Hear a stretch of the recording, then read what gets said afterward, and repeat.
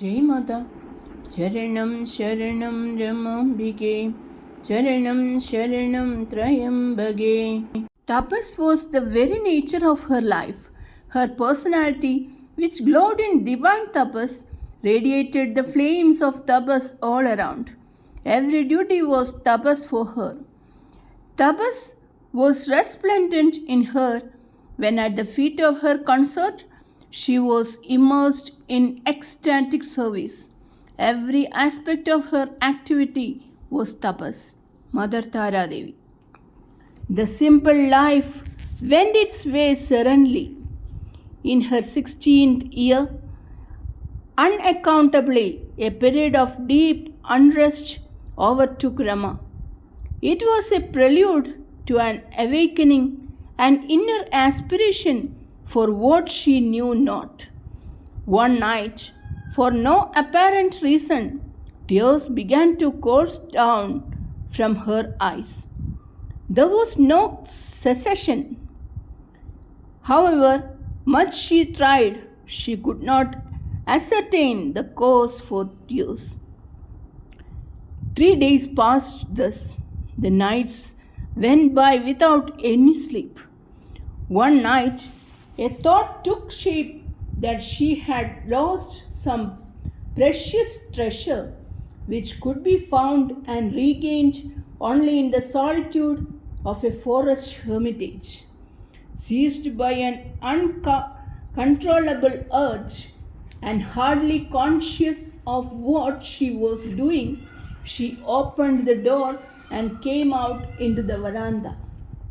It so happened that a lady who was staying with them saw her and hastened to call her. As she appeared quite unaware of the call, the lady hurried up to her and shook her. She came to herself with a start. Feeling confused to find herself outside, she made some excuse and hurried inside.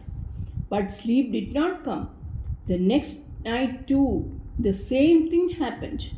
On the third night, in the grip of that irresistible urge, she came out unseen by anyone and descending the steps, went out of the house. Hardly had she gone a few steps than she was brought back to consciousness with a sudden jolt. For the first time, she felt a voice within her, the first self opening of her divine inner consciousness. Clearly, the voice commanded, "Your life is established in the home, in Grihasthashrama Dharma. The treasure you are seeking should be sought and found in the midst of your home and its duties to which your life is dedicated." As she hurriedly returned to her home, the full meaning of her father's words at the time of parting came to her. The resolution rose up in her. My life's breath is Pativrata Dharma. So how can I go elsewhere? I must seek and obtain God in the midst of my duties. Peace filled her. From that moment, she neither longed for the solitude of the forest nor ever sought it again. Unfelt and unknown by others, that simple homestead itself was transformed into an hermitage of tapascharya filled with the incandescence of holiness. The diverse knots of prapancha melted into the mystic harmony of Paramartha. A fairy aspiration possessed her. She never allowed herself any rest, but plunged into japa and meditation whenever there was any spare time. During that period of Rama's life, there were others staying in the household who needed her care and attention. Her 4-year-old niece came to her a few years after her marriage and stayed with her for the rest of the sadhana period. Her youngest brother Balakrishna, who was a small boy, came soon after her marriage and was with them till his 18th year. Her daily duties included the meticulous care of these children. They had to be fed and sent to school at regular hours. She had to lavish a mother's tender care on them, helping them and guiding them in all matters. Side by side with all these duties, her tapasya went on. Calm and untroubled was she in the drudgery of housework. Home and its duties were the means to the goal, and so that too was tapas. A teacher who used to come to teach the children would exclaim in wonder how, in the midst of all the heavy work, he always saw her poised in absolute serenity, her face glowing and smiling, untouched even by a trace of trouble or anxiety. Besides these children, an elderly lady, Bhagwan's elder brother's wife, had her permanent home with them. She was afflicted with insanity and prone to violent fits of anger when she became really unmanageable. From the first day, Rama, with tenderness and care, took upon herself the duties of feeding, bathing, and dressing the old lady. Gradually, her soothing influence quietened the poor woman and she became more manageable.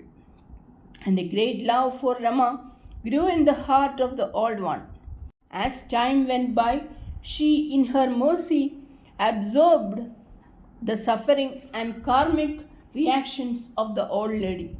The doors of liberation were opened to her and she had a peaceful end. So let us not to be deluded into thinking that Rama had an easy time. Not the background, the setting where her sadhana was carried on. It was in a household of arduous duties with a stern husband, very hard to please, an insane lady who needed sympathy, understanding, and care, and two children ever calling for love and guidance. Her husband was a very strict and reserved disposition. Yet he was very charitable and later on gave away much of his wealth to charities. He liked his home life to be simple but well directed and ordered and paid particular attention to punctuality. He never liked the members of his family to be lax in their duties. Even in those early days, there was a cook to help in the kitchen. But although all through her sadhana and afterwards, the servants created only trials for her, as for any ordinary housewife. Some days, the cook would suddenly tell her that he was going home. In those days, the work of the kitchen was a hard one. Firewood had to be brought in and pots of water drawn from the well. Cleaning the soot covered vessels was a task in itself. Rice and dal for idli, etc., had to be ground in the heavy stone mortar. Calmly she took up all the added work because, in truth, work was worship for her. The very human wave of relief or gladness at seeing the cook return was not there, as his going had in no way troubled her. These trials continued because the cook was a cantankerous person. There were days when he put too much salt in the dish Bhagavan liked best, just to make trouble for her. After his work, he sat chewing pan in the veranda, watching her serving Bhagavan. He was waiting for Bhagavan's reaction to the extra salt, the burst of angry words blaming her. But he was astounded to hear Bhagavan praising the dish. Another day, he tried with too much of sugar, but his tricks were of no avail. He knew not that it was divine hands that ministered. It was Rama's habit, when coming down from her meditation, to go to the bathroom for a wash before preparing tiffin for Bhagwan. One day, just to cause her discomfort, the cook decided to sleep in front of the door which led to the bathroom. When Rama came down and saw him sleeping, the thought that came to her was, for me, silence and meditation are the source of rest. For him, after his hard work, sleep is the only solace. Taking care not to disturb him, she went back to her duties. Such was the forbearance and equanimity of her mind that these trials did not disturb her. In time, the proximity with the divine worked a change in the man, and he became a different person altogether. As for Rema, she never forgot anyone who had been of any service to her. Such was her love that even after servants left her service, she remembered and sent presents to them on festivals and important days. Rama's day started in the auspicious hour, the Brahma Muhurta, before 4 o'clock in the morning, when the rest of the world was still in slumber. In that holy hour, the ascetics and sadhakas begin their tapasya. The stars would be still shining in the sky when she would have her bath and soon become immersed in japa and meditation in the puja room upstairs. When she came down to the garden, the flowers and buds were just opening. Bird song filled with the air with their welcome to the new day, and in that lovely little garden filled with flowers and shrubs, she busied herself in the worship of the Tulasi and of the rising sun. Her worship, puja, and all the simple rituals revealed the intrinsic meaning of worship. In that intense inner communion with the Supreme, it was tapas of the highest nature. To see her clad in spotless white, with jasmine flowers adorning her hair, performing the Tulasi Puja, was an experience of divine beauty, with an aura of purity, a sight one seen which can never be forgotten. Bhagwan would be resting on the veranda by then. Bowing down, she would offer flowers at his feet and did arati to him. The simple, beautiful act was an outer expression of the potency and power of Padi Bhakti. It was the soul worshipping the soul, and it was as if like an incense burning, the fragrance of dharma enveloped the surroundings and spread far and wide. As in everything that she did, the arati was done with complete concentration. We often witnessed that arati to Bhagavan in later years, and etched in our minds are the pictures of that immaculate perfection. Afterwards, she entered the family prayer room downstairs. Lighting incense sticks, she offered kumkumam and flowers to the deities of worship there.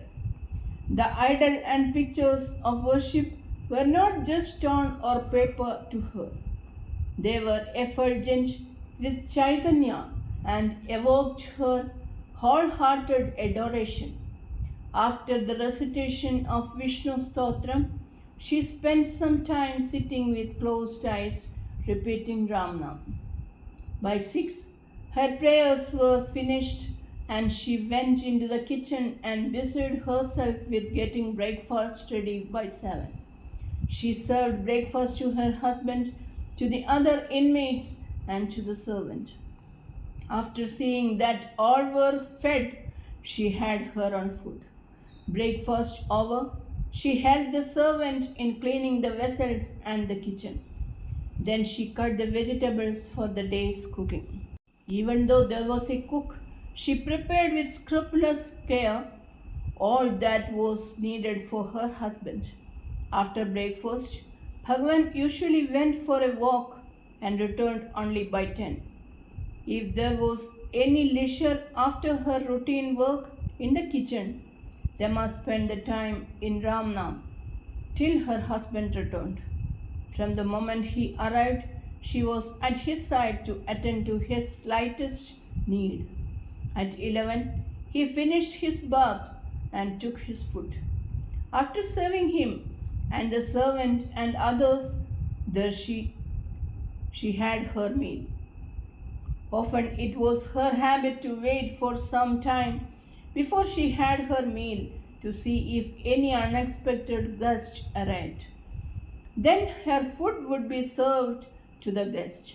So intense was her wish to serve others that her heart rejoiced when such an opportunity came her way.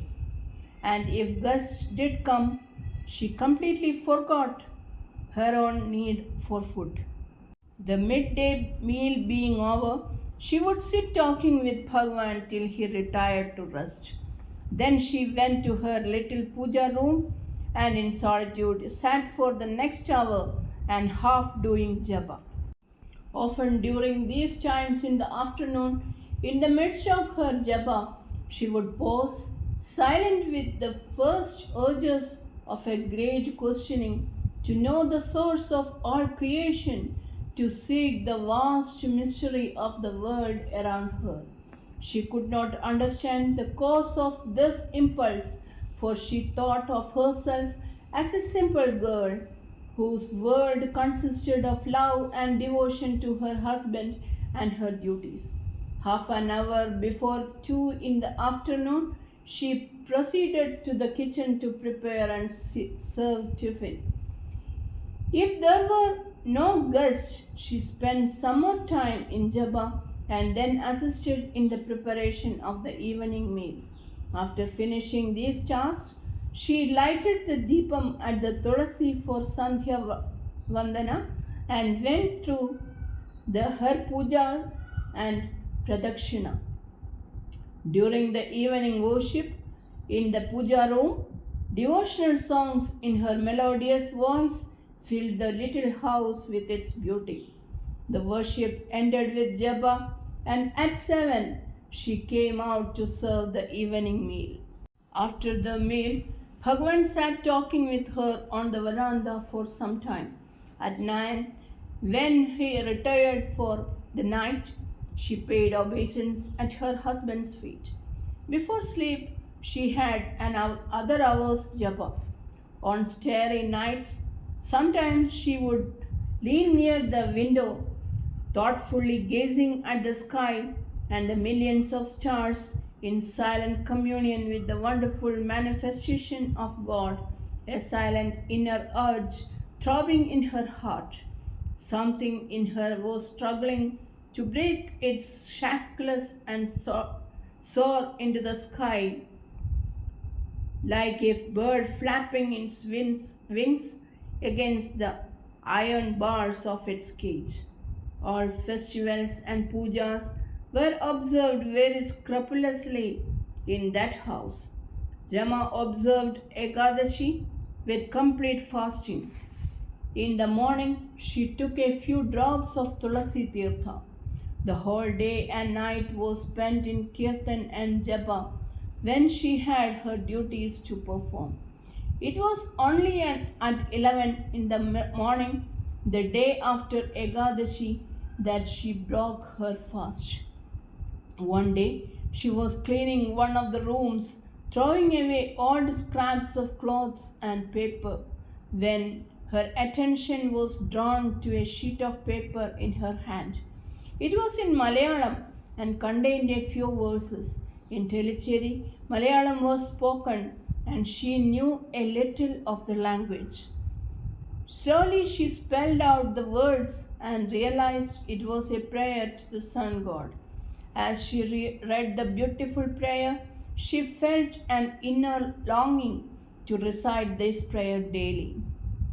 From the next day onwards, in the morning, Soon after sunrise and in the evening, just before sunset, she repeated the prayer of invocation and sat for a few minutes meditating on the sun. It was not in her nature to do anything in a half hearted manner. So, when reciting this prayer, she put her whole heart and soul into it. She began to feel an inner strength and illumination.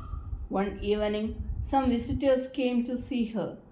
After serving them coffee and sweets, she sat conversing with them. It was nearing sunset. Charanam Sharanam Ramambige Charanam Sharanam Trayambage. Jai Mata.